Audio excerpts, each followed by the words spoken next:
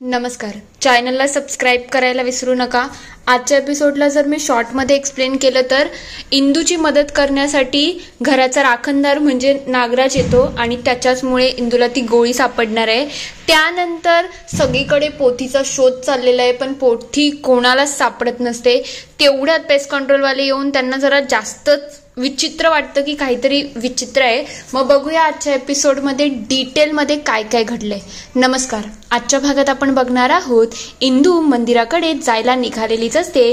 तेवढ्यात तिच्यासमोर नागराज येतो.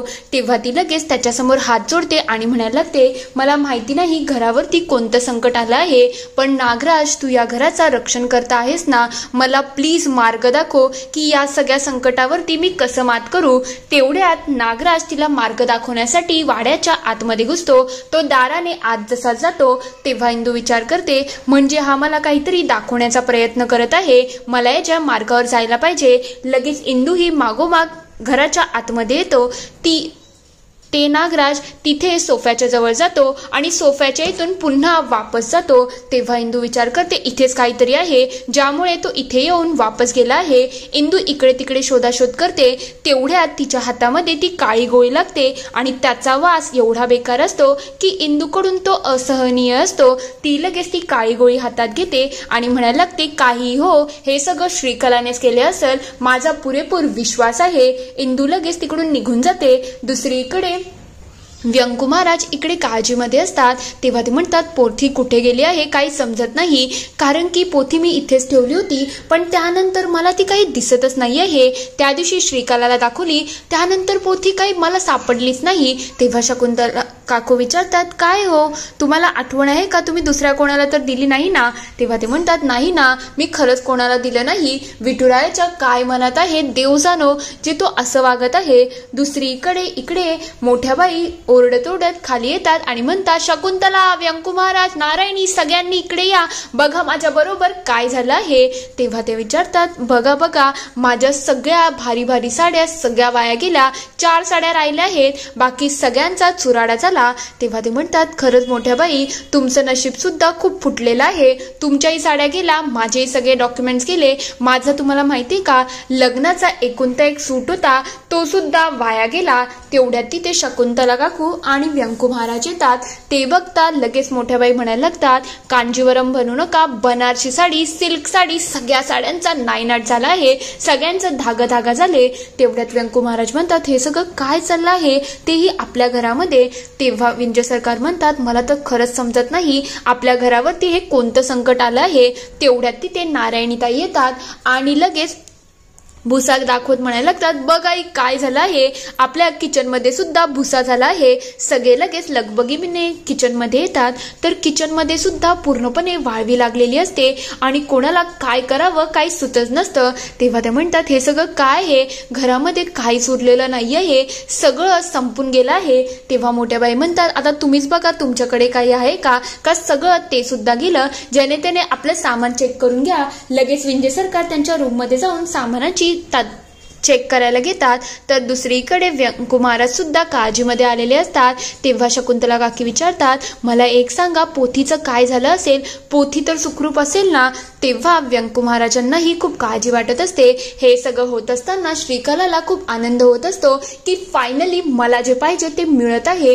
इकडे व्यंकू महाराज आणि शकुंतला काकी खूप काळजीमध्ये असतात. तेव्हा ती मनातल्या मनात विचार करते, मला तर हेच हवं होतं, या व्यंकूच्या चेहऱ्यावरती जो टेन्शन आलं आहे ना, हे बघायला मला खूप छान वाटत आहे, कारण की याने माझ्या वडिलांना हेच तर दिलं होतं, मग आता त्याची मी पुरेपूर परतफेड करत आहे. दुसरीकडे इंदू इकडे मागच्या दाराच्या इथे येते. तेवढ्यात तिचं लक्ष तिथल्या आगीकडे जातं. ती लगेच त्याच्या जवळ येते आणि म्हणायला लागते, आता याचा नायनाट तर करायलाच पाहिजे. ती लगेच त्या आगीमध्ये ती गोळी टाकते आणि एकदम काळापट असा धूर निघायला लागतो. तेव्हा ती विचार करते, हे सगळं काय आहे, म्हणजे एवढा काळा धूर का निघतो, नेमकं हे प्रकरण काय आहे. तिच्या मनामध्ये खूप सारे प्रश्न सुरू झालेले असतात. तर दुसरीकडे इकडे अधोक्षजही खूप काळजीमध्ये असतो. तेव्हा तो सगळ्यांना सांगायला लागतो पंचायत मधल्या जेवढ्या काही फाईल होत्या, जेवढे डॉक्युमेंट्स होते, सगळे काही बर्बाद झालं आहे. एकही फाईल चांगली राहिली नाही. आता मी काय करू मला सुचत नाही आहे. तेवढ्यात तो विचारतो काय हो मला एक सांगा, आपल्या आजोबांची पोथी तर सुखरूप आहे ना? तेव्हा व्यंको महाराज म्हणतात मला तर समजत नाही पोथी कुठे गेली आहे. मी पूर्ण घर शोधलं पण मला पोथी कुठे सापडलीच नाही आहे. देव करो आणि विठुरायाच्या कृपेने ती पोथी सुखरूप असो, कारण की तेच तर आपलं खरं वैभव आहे. आणि ते जर आपल्या बरोबर राहिलं नाही ना तर आपलं सगळं वैभव पाण्यामध्ये जाईल. तेवढ्यात तिथे सगळे विचार लागतात काय हो अजून तरी पेस्ट कंट्रोलवाले का बरं आले नाही? तेव्हा तो म्हणतो मी किती वेळ झाला त्यांना फोन करतोय पण ते फोन सुद्धा उचलत नाही. काय माहिती कुठे अडकले आहेत. एवढ्याला त्यांना यायला पाहिजे होतं. तेवढ्यात दारावरती पेस्ट कंट्रोलवाले येतात. ते बघता अधोक्षज म्हणायला लागतो काय मी कधीपासून तुम्हाला फोन करतोय, एवढा वेळ लागतो का? तेव्हा ते म्हणतात सॉरी सरपंच साहेब, कसं झालं आम्हाला थोडा उशीरच झाला, गाडीवरून येत होतो ना त्याचमुळे. तेव्हा ते विचारतात मला सांगा कुठे कुठे तुमच्या घरामध्ये वाळवी लागली आहे? तेव्हा अधोक्षज म्हणतो चला मी तुम्हाला दाखवतो. तो लगेच पहिले त्यांना तिकडून घेऊन जातो. पण बाकी घरच्यांना थोडी काळजीच वाटत असते की कसं सगळं मॅनेज होईल. पहिले अधोक्षज त्यांना किचनमध्ये घेतो. किचनमध्ये सगळं बघितल्यानंतर त्यांना आश्चर्य वाटत असतं की हे सगळं काय आहे. अधोक्षज लगेच त्यांना वरच्या म्हणजे विंध्य सरकारांच्या रूम मध्ये नेतो. तिथे सुद्धा ते वाळवी बघून आश्चर्यचकित होतात की हे सगळं काय चाललं आहे. तेवढ्यात तो त्यांना स्वतःच्या रूम मध्ये आणतो आणि तिथे सुद्धा सगळीकडे वाळवी लागलेली असते.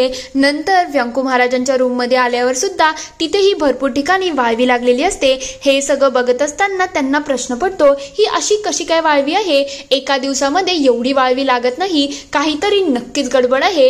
हे ऐकल्यानंतर घरच्यांनाही थोडं टेन्शन आलेलं असतं. तेव्हा ते म्हणतात आम्हाला तर डबल डोस मारायला लागेल. हे वाटतं तेवढं सोपं नाही आहे, याच्यासाठी थोडी जास्त मेहनत घ्यायला लागेल. सगळ्यांना थोडा काळजी वाटत असते. इकडे श्रीकलाला समजतं की तिची गोळी जाळली गेली आहे म्हणून ती लगेच इंदूच्या जवळ येते.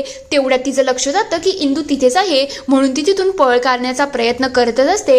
इंदू तिला पकडते आणि म्हणायला लागते हे सगळं तूच केलं आहेस ना? ती काळी गोळी तुझीच होती ना? तेव्हा ती म्हणते कोणती काळी गोळी? काय बोलता इंद्राणीताई, मला खरंच असं कोणत्या गोळीबद्दल काहीच माहिती नाही. इंदू म्हणायला लागते जास्त शहाणपणा करू नको. हे तुझा हात आहे ना तो मी उखडून टाकू शकते हे आठवण ठेव. माझ्या घरावर असे वार करण्याचे प्रयत्न करू नको. तेव्हा ती म्हणते हे बघ मी बोलून दाखवत नाही करून दाखवते. आता तू माझा हात पकडला आहे ना, आता बघ मी काय करते.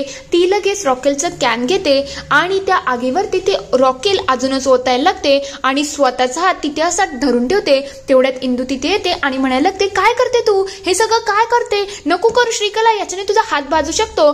तेवढ्यात ती म्हणते काय हो ना इंद्रायणीताई तुम्ही माझा हात का जाळताय? असं नका करू ना हो, मी काय केलं तुमच्या बाबतीत? प्लीज प्लीज प्लीज असं नका करू ना. अक्षरशः तिने रडगाणं घातलेलं असतं. तेव्हा इंदू म्हणते श्रीकला माझा हात सोड हात सोड. तेवढ्यात श्रीकला जोरजोरात ओरडायला लागते आणि म्हणते नारायणीताई शकुंतला आई सगळ्यांनी बघा ना इंद्रायणीताई माझा हात पोळतायत. तेव्हा इंदू म्हणते तू काय करते, तुला समजतंय का? तू असं का करते? तेव्हा ती म्हणते हे बघा माझा हात आता पोळला गेला आहे ना, आता मी सगळ्यांना सांगेल की हे सगळं तुम्हीच केलं आहे. ती लगेच रडत आतमध्ये जायला लागते. इंदू ही तिच्या मागोमाग जाते पण तिचं हे षडयंत्र आहे इंदूला काही समजत नसतं. इकडे सगळ्या घराचं पेस्ट कंट्रोल कंप्लीट झालेलं असतं.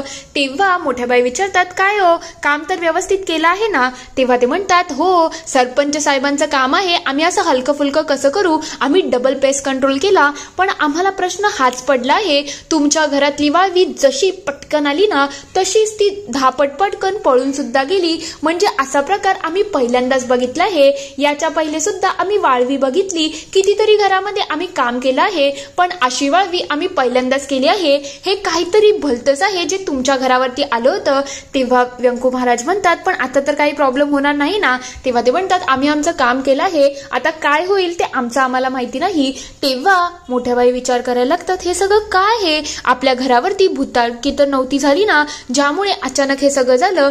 तेवढ्यात तिथे श्रीकला येते आणि म्हणायला लागते शकुंतला आई हे बघा ना माझ्या बरोबर काय झालं. तेव्हा मोठ्या बाई म्हणतात काय ग या घरामध्ये सगळी वाळवीच्या टेन्शनामध्ये आहेत आणि तुझं काय बोलतस, हात कुठून भाजून आली? तेव्हा ती म्हणते हे सगळं मी केलं आहे का जे तुम्ही माझ्यावरती ओरडताय?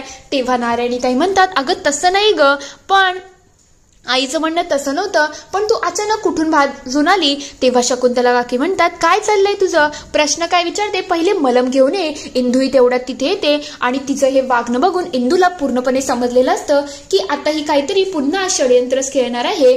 तेवढ्यात शकुंतला काकू विचारतात, काय ग, हे सगळं कसं झालं आणि तुझा हात कसा काय भाजला.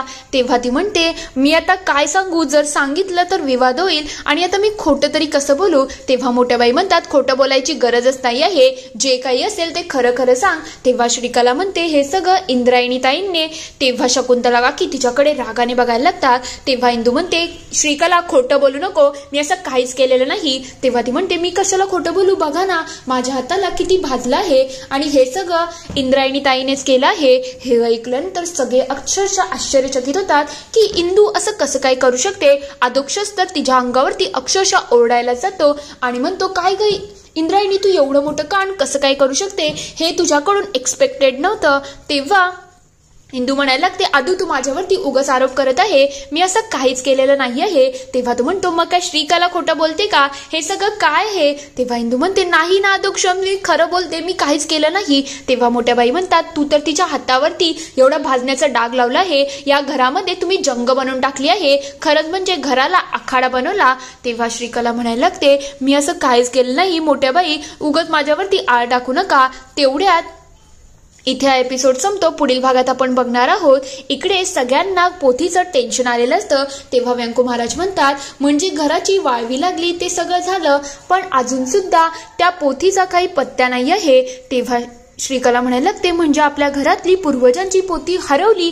तेव्हा इंदू म्हणते, नाही असं काहीच झालेलं नाही आहे. तेव्हा मोठ्या बाई म्हणतात, घरातले सगळे डॉक्युमेंट जळले, कपडे जळले, सगळं काही जळलं आहे आणि आता तू बोलते पोथीला काही झालं नाही. तेव्हा इंदू म्हणते, घरात पोथी असेल तेव्हा ती खराब होईल ना, घरात आपल्या पोथीच नव्हती. हे ऐकल्यानंतर श्रीकलाचा चेहरा बघण्यासारखा झालेला असतो. इथे हा पूर्ण एपिसोड संपतो. आता इंदूने पोथी तर वाचवली आहे, पण तिने ती ठेवली तरी कुठे असेल. तुम्हाला काय वाटतं ते मला कमेंटमध्ये नक्की कळवा. व्हिडिओ आवडला असेल तर लाईक करा, शेअर करा आणि चॅनलला सबस्क्राईब करून घंटी वाजवायला विसरू नका नवीन व्हिडिओजच्या नोटिफिकेशनसाठी. व्हिडिओ बघितल्या